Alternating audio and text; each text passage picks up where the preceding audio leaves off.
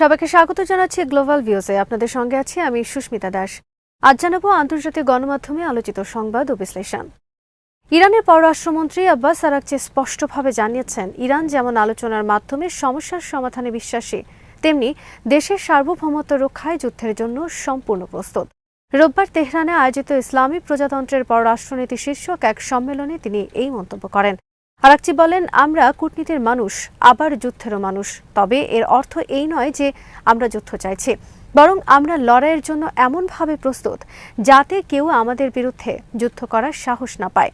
তিনি উল্লেখ করেন, ওমানের মাস্কাটে যুক্তরাষ্ট্রের সঙ্গে সাম্প্রতিক পরোক্ষ আলোচনা একটি ভালো সূচনা হলেও আস্থার পরিবেশ তৈরি করতে আরও সময়ের প্রয়োজন। পররাষ্ট্রমন্ত্রী বলেন, ইরানের আসল শক্তি কোনো পারমাণবিক বোমার মধ্যে নয়, বরং বড় শক্তিগুলোর চাপের মুখে না বলার ক্ষমতার মধ্যে নিহিত। তিনি একে প্রতিরোধের শক্তি হিসেবে অভিহিত করে বলেন, ইরান কখনো ধমক বা আধিপত্য মেনে নেবে না।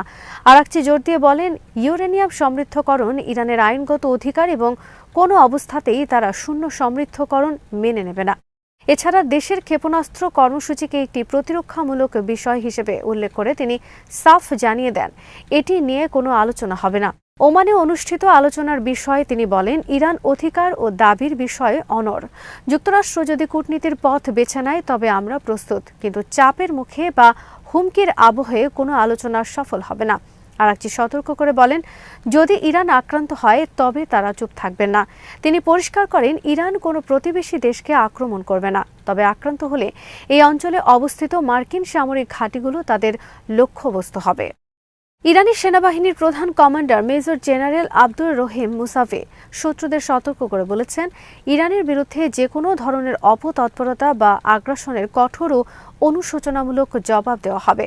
রোববার এক অনুষ্ঠানে বক্তব্য দেওয়ার সময় তিনি বলেন, ইরানের সশস্ত্র বাহিনী বর্তমানে যে কোনো সময়ের চেয়ে বেশি শক্তিশালী এবং তারা যে কোনো হুমকি মোকাবেলায় সম্পূর্ণ প্রস্তুত। তিনি জোর দিয়ে বলেন, শত্রুরা যদি ইরানের সার্বভৌমত্ব বা নিরাপত্তার সামান্যতম ক্ষতি করার চেষ্টা করে তবে তাদের এমন জবাব দেওয়া হবে যা তারা কল্পনাও করতে পারবে না। তিনি উল্লেখ করেন, ইরানের প্রতিরক্ষা শক্তি সম্পূর্ণ নিজস্ব প্রযুক্তি এবং অভ্যন্তরীণ জনশক্তির উপর নির্ভরশীল। ড্রোন প্রযুক্তি, ক্ষেপণাস্ত্র ব্যবস্থা এবং নৌশক্তির কথা উল্লেখ করে তিনি বলেন, ইরান এখন এই অঞ্চলে একটি অপ্রতিদ্বন্দ্বী শক্তিতে পরিণত হয়েছে এবং এই শক্তি শুধুমাত্র আত্মরক্ষার জন্য। সেনাপ্রধান বলেন, মধ্যপ্রাচ্যে বিদেশি শক্তির উপস্থিতির কোনো প্রয়োজন নেই। ইরান মনে করে আঞ্চলিক দেশগুলো মিলেই এই অঞ্চলে নিরাপত্তা নিশ্চিত করতে পারে। তিনি অভিযোগ করেন, কিছু বিদেশি শক্তি, বিশেষ করে যুক্তরাষ্ট্র ও তার মিত্ররা এই অঞ্চলে অস্থিতিশীলতা সৃষ্টির মাধ্যমে তাদের নিজস্ব স্বার্থ হাসিল করার চেষ্টা করছে। মুসাভি পরিষ্কার করে দেন, ইরান যুদ্ধ শুরু করবে না, কিন্তু আক্রান্ত হলে তাদের পাল্টা আঘাত হবে অত্যন্ত বিধ্বংসী। তিনি বলেন, আমাদের শত্রুদের জানা উচিত তাদের প্রতিটি পদক্ষেপ আমাদের গোয়েন্দা নজরদারিতে রয়েছে। তিনি ইরানের জনগণের দৃঢ় সমর্থনকে সশস্ত্র বাহিনীর প্রধান শক্তি হিসেবে উল্লেখ করেন। তার মতে, জনগণের এই সমর্থনই ইরানকে বছরের পর বছর ধরে বাইরের চাপ ও নিষেধাজ্ঞার পরও টিকে থাকতে এবং শক্তিশালী হতে সাহায্য করেছে। 2023 সালের 7 অক্টোবর হামাসের নজিরবিহীন অভিযান মোকাবেলায় ব্যর্থতা এবং গাজা যুদ্ধ পরিচালনার ধরন নিয়ে ইসরায়েলের শীর্ষ রাজনৈতিক ও সামরিক নেতৃত্বের মধ্যে তীব্র বিরোধ ও ফাটল দেখা দিয়েছে। প্রধানমন্ত্রী বেঞ্জামিন নেতানিয়াহুর দেওয়া ব্যাখ্যা ও বয়ানকে মিথ্যা বলে প্রত্যাখ্যান করেছেন দেশটির সাবেক মন্ত্রী ও সামরিক কমান্ডাররা। ইসরায়েলের সাবেক প্রতিরক্ষা মন্ত্রী ইয়োভ গ্যালান্ট এক সাক্ষাৎকারে প্রধানমন্ত্রী নেতানিয়াহুকে সরাসরি মিথ্যাবাদী হিসেবে অভিহিত করেছেন। গ্যালান্টের মতে, 7 অক্টোবরের নিরাপত্তা ব্যর্থতার দায় এড়াতে নেতানিয়াহু একটি কাল্পনিক ও ভুয়া বর্ণনা তৈরি করেছেন। তিনি অভিযোগ করেন, প্রধানমন্ত্রী নিজের ব্যর্থতা সেনাবাহিনী এবং অভ্যন্তরীণ গোয়েন্দা সংস্থা শিন বেত এর ওপর চাপানোর চেষ্টা করছেন। ইসরায়েলের বিরোধী দলীয় নেতা ইয়ার লাপিদ অভিযোগ করেছেন, 7 অক্টোবরের কয়েক মাস আগেই তিনি সম্ভাব্য বড় ধরনের হামলার বিষয়ে সতর্ক করেছিলেন। নেতানিয়াহু সরকারের পক্ষ থেকে জমা দেওয়া 55 পৃষ্ঠার নথিতে সেই সতর্ক বার্তাগুলো ইচ্ছাকৃতভাবে বাদ দেওয়া হয়েছে।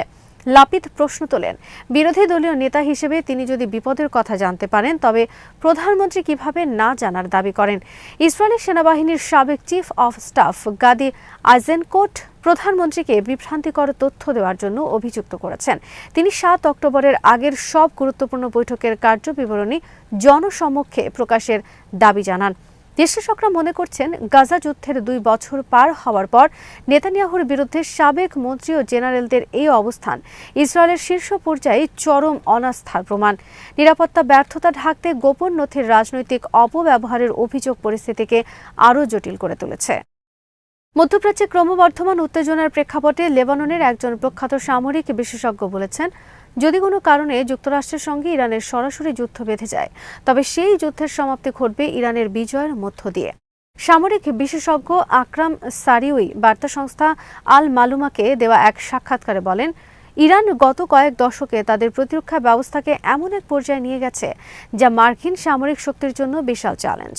তিনি মনে করেন, ইরান সরাসরি সংঘাতের চেয়ে আঞ্চলিক প্রক্সি নেটওয়ার্ক ব্যবহারের মাধ্যমে যুক্তরাষ্ট্রকে কোণঠাসা করার সক্ষমতা রাখে। তিনি বলেন, পারস্য উপসাগর এবং ওমান সাগরে মোতায়েন মার্কিন বিমানবাহী রণতরীগুলো ইরানের উন্নত প্রযুক্তির ব্যালিস্টিক এবং ক্রুজ ক্ষেপণাস্ত্রের সহজ লক্ষ্যবস্তুতে পরিণত হতে পারে। বিশেষজ্ঞের মতে, ইরানের হাজার হাজার ক্ষেপণাস্ত্রের ঝাপটা সামলানোর মতো সক্ষমতা বর্তমান মার্কিন প্রতিরক্ষা ব্যবস্থার নেই। ইরানের বিশাল ভৌগোলিক আয়তন এবং কৌশলগত অবস্থান তাদের যুদ্ধের ময়দানে বাড়তি সুবিধা দেয়। এছাড়া লেবাননে, সিরিয়া, ইরাক ও ইয়েমেনে ইরানের মিত্র শক্তির উপস্থিতি যুদ্ধকে পুরো অঞ্চলে ছড়িয়ে দিতে পারে, যা সামাল দেওয়া যুক্তরাষ্ট্রের জন্য অসম্ভব হয়ে পড়বে। বিশেষজ্ঞদের বিশ্লেষণে বলা হয়েছে, যুদ্ধের ফলে বিশ্ববাজারে জ্বালানি তেলের সরবরাহ মারাত্মকভাবে বিঘ্নিত হবে। হরমুজ প্রণালী বন্ধ হয়ে গেলে বিশ্ব অর্থনীতিতে যে ধস নামবে, তার দায়ভার শেষ পর্যন্ত ওয়াশিংটনকেই বহন করতে হবে। ফলে রাজনৈতিক ও অর্থনৈতিক চাপের মুখে যুক্তরাষ্ট্র পিছু হটতে বাধ্য হবে।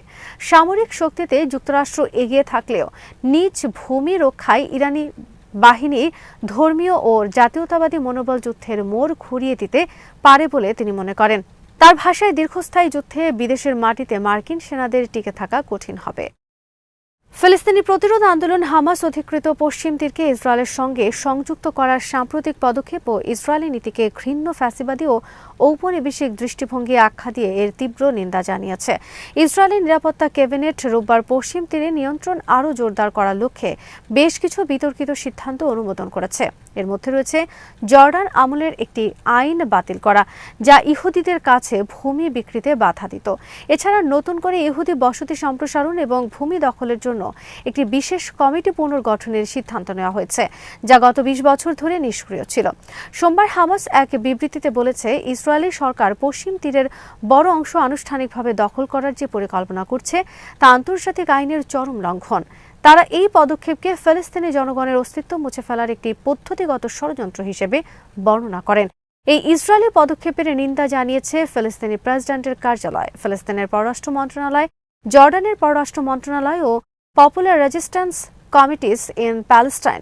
বিবৃতিগুলোতে উল্লেখ করা হয়, ইসরায়েলি সরকার চরমপন্থী এবং ফ্যাসিবাদী মতাদর্শে পরিচালিত। ফিলিস্তিনিদের ভূমি দখল করে সেখানে অবৈধ ইহুদি বসতি সম্প্রসারণের মাধ্যমে বর্ণবাদী শাসন আরও মজবুত করা হচ্ছে। তারা স্পষ্ট করে জানিয়েছেন, ইসরায়েলের এ ধরনের আগ্রাসী নীতি ফিলিস্তিনিদের তাদের ভূমি ও অধিকার আদায়ের সংগ্রাম থেকে বিচ্যুত করতে পারবে না।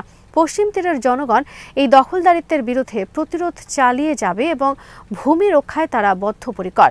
বিবৃতিতে বিশ্ব সম্প্রদায়ের নীরবতার সমালোচনা করে বলা হয়েছে, আন্তর্জাতিক মহলের নিষ্ক্রিয়তা ইসরায়েলকে আরও অপরাধ করার এবং আন্তর্জাতিক আইন অমান্য করার সুযোগ করে দিচ্ছে। তারা আরব এবং মুসলিম দেশগুলোকে ফিলিস্তিনিদের পাশে দাঁড়ানোর আহ্বান জানিয়ে বলেন, পশ্চিম তীর রক্ষা করা শুধুমাত্র ফিলিস্তিনিদের দায়িত্ব নয়, বরং এটি সমগ্র মুসলিম উম্মাহর নৈতিক দায়িত্ব।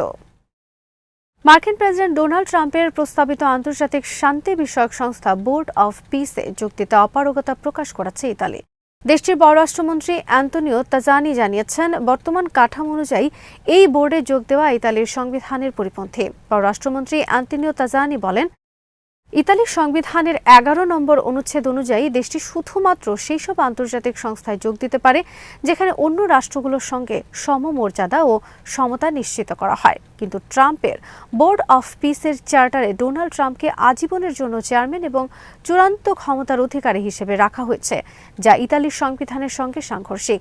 ইতালি সরকারের মতে এমন একটি সংস্থায় যোগ দেওয়া সম্ভব নয় যেখানে সমস্ত ক্ষমতা একক কোনো বিদেশি নেতার হাতে ন্যস্ত থাকে। তাজানি বলেন, এটি কোনো আইনি প্রতিষ্ঠান নয়, বরং একক ব্যক্তি চালিত একটি কাঠামো, যা আন্তর্জাতিক আইন এবং সার্বভৌমত্বের ধারণার সঙ্গে মেলে না। চলতি বছরের জানুয়ারিতে ওয়ার্ল্ড ইকোনমিক ফোরামের সম্মেলনে ট্রাম্প এই বোর্ড অফ পিস ঘোষণা করেন। প্রাথমিকভাবে এটি গাজা যুদ্ধের পর সেখানকার শাসনভার ও পুনর্গঠন তদারকির জন্য তৈরি হলেও পরে এর পরিধি আরও বাড়ানোর পরিকল্পনা নেওয়া হয়। স্থায়ী সদস্য হতে দেশগুলোর কাছ থেকে $100 কোটি ফি চাওয়ার বিষয়টিও ব্যাপক বিতর্কের জন্ম দিয়েছে। শুধু ইতালি নয়, ফ্রান্স, জার্মানি এবং যুক্তরাজ্যের মতো বড় ইউরোপীয় দেশগুলো এই বোর্ডে যোগ দিতে অস্বীকৃতি জানিয়েছে। তাদের আশঙ্কা, এই বোর্ড জাতিসংঘের মতো বহুপাক্ষিক সংস্থাগুলোর গুরুত্ব কমিয়ে দেবে এবং এককভাবে যুক্তরাষ্ট্রের, বিশেষ করে ট্রাম্পের আধিপত্য প্রতিষ্ঠা করবে। আজ এখানেই শেষ করছি। সবাই ভালো থাকুন, সুস্থ থাকুন আর দেখতে থাকুন বিডি ভিউজ। চ্যানেলটি ভালো লাগলে সাবস্ক্রাইব করুন। সংযুক্ত থাকুন আমাদের ফেসবুক পেজে।